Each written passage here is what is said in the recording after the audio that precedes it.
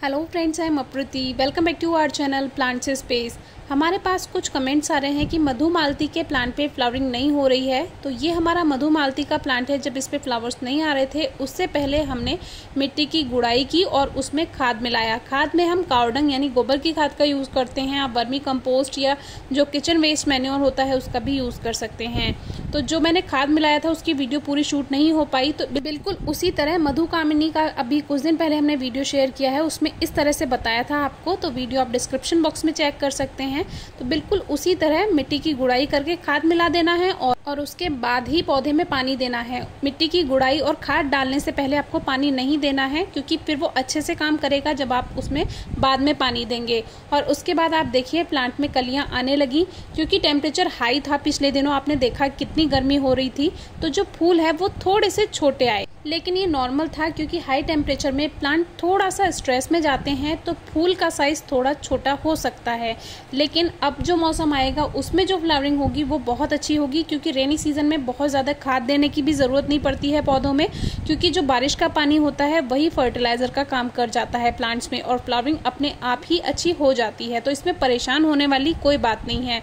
अभी भी अगर आपने काफ़ी दिन से प्लांट्स में खाद नहीं दिया है तो ज़रूर दे दीजिए, क्योंकि आने वाले मौसम में तो ज़रूरत पड़ेगी ही नहीं।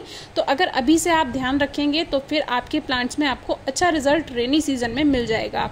अब ये तो था मधुमालती का ड्वार्फ वैरायटी वाला प्लांट, यानी कि जो पॉट्स के लिए होता है, छोटे प्लांट्स रहते हैं ये। और देखिए इसमें भी बेबी प्लांट्स बनते रहते हैं, तो नए प्लांट्स आप इनसे भी तैयार कर सकते हैं। और जो मधुमालती की बेल होती है उसमें आप मधुमालती की बेल को पॉट में अगर लगाते हैं तो वो ज़्यादा लंबी ग्रोथ नहीं करेगी, यानी ज़्यादा नहीं फैलेगी। मधुमालती की जो बेल होती है, या तो आप उसके लिए बहुत ही बड़ा कोई ड्रम या इस तरह का बड़ा पॉट लीजिए, तब तो वो ज़्यादा हाइट पे चली जाएगी। लेकिन अगर आप छोटे पॉट में लगा रहे हैं, 12 इंच का गमला या 14 इंच का गमला, तो वो उसके लिए ठीक नहीं रहता है। तो ज़मीन में ही ज़्यादा अच्छी मधुमालती की बेल ग्रोथ करती है और उसकी हाइट भी काफ़ी ज़्यादा हो जाती है। लेकिन कुछ लोग उसको लंबाई में नहीं चलाते हैं, कुछ लोग उसको भी श्रब की तरह चलाते हैं, यानी एक गुच्छा जैसा बनवा देते हैं। वो जैसे घर के आगे कहीं अगर लगा हुआ है सपोर्ट देकर, तो वो हमने पहले भी आपसे एक वीडियो शेयर की थी जिसमें हमने इस तरह की एक प्लांट की फ्लावरिंग आपसे शेयर की थी। वो बेल उन्होंने श्रब की तरह चलाई हुई थी। कुछ लोग क्या करते हैं, घर के आगे ज़मीन में लगाकर उसको पूरा जो भी उनका सेकंड फ्लोर है, थर्ड फ्लोर है, वहाँ तक उसको बांध देते हैं रस्सी से, और फिर वो ऊपर ग्रोथ करती चली जाती है।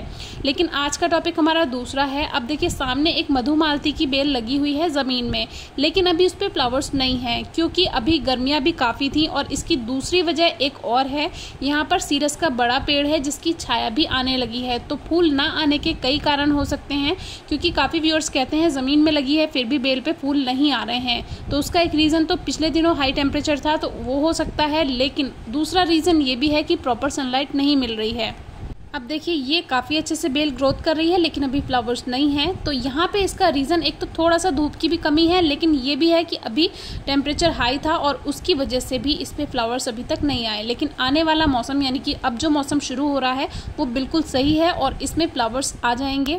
बाकी आपने अभी गमले वाले पौधे में देखा ही कि खाद से कितना ज़्यादा इफेक्ट पड़ता है। तो अपने प्लांट्स में आप खाद ज़रूर दीजिए। ज़मीन वाले पौधों में ज़्यादा ज़रूरत नहीं होती है, उसमें आप साल में 2-3 बार दे दीजिए। और ख़ास तौर से जब ग्रोइंग और फ्लावरिंग सीजन शुरू हो रहा हो तब तो ज़रूर ही देना है। और गमले वाले पौधों में आप 30 से 45 दिन में खाद का ध्यान ज़रूर से रखिए। और किसी भी प्लांट पे अगर फ्लावर्स नहीं आ रहे हैं, ये देखिए कि उसको सीधी धूप कितने घंटे की मिल रही है। कम से कम 3-4 घंटे की सीधी धूप तो ज़रूर ही मिले, तो आपके प्लांट्स में फ्लावरिंग ज़रूर होगी। अब बारिश भी शुरू होंगी, तो अगर पॉट में पानी भर रहा है और उसकी मिट्टी अच्छी नहीं है तो उसको आप बारिश से थोड़ा बचा कर रखें, और फिर वैसे आप खुले में रख सकते हैं। फिर भी कोई क्वेरी है तो पूछेगा। Thank you.